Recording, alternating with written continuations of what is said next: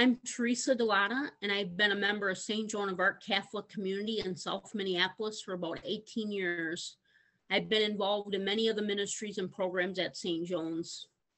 I joined the housing ministry a while back because the issues around affordable housing, housing instability, and homelessness are very personal to me.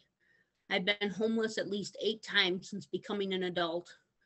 Some of those times I was couch hopping, and the system didn't in years past consider couch hopping to be homeless. There were guidelines for what was considered homeless and being able to get services, like having stayed 3 nights in an actual homeless shelter. Our housing ministry at St. Joan of Arc has been working with lots of organizations around these issues. Right now, we are working with Beacon Interfaith Housing Collaborative, where we are trying to get a bill passed that would provide rent subsidies to those living in the margins in the state of Minnesota. It'd be a state-funded subsidy, not federal. Some of you may not know my story, but back during Lent of 2005, I was in a psych unit receiving mental health treatment at a local Twin Cities hospital. When I was finally discharged from the hospital, I went to get my take-home prescriptions. As I examined the bottles, I saw my name, and then under that, where it said the address, was in big bold letters, homeless. It was a very traumatic thing to be discharged to my car and not to a place I could call home. After years of struggling with housing instability, once I did get housing, I felt I had no choice but to do a GoFundMe page to cover my basic needs as shelter, food, clothing, etc. a couple of years ago. I pay market rate for my apartment. The rent takes 72% of my disability check. I finally, about a year ago, got on the Hennepin County Federal Section 8 Choice Voucher wait list. The wait list.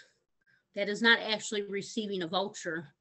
Although I qualify for a voucher right now, I cannot obtain one right now. I have to sit on this wait list. The wait list is long. It'll be 9 more years before I actually get the federal voucher. With the bill we want to get passed in the Minnesota State Legislature, Bring It Home Minnesota would give me a rent subsidy a lot sooner than the 9 years wait on the federal wait list.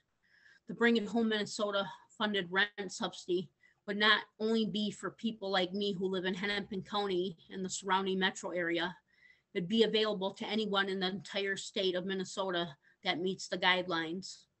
That means greater Minnesotans would also be able to avoid housing instability and the very traumatic experience of being homeless. If I had this kind of subsidy, I wouldn't need a GoFundMe page to take care of my basic needs. I'd be able to continue to live where I am in the community I love, where I have supports and not far from my place of worship. It would allow me to work on being healthier instead of always worrying about having to just survive. Bring It Home Minnesota is a step in the right way to end homelessness and housing instability.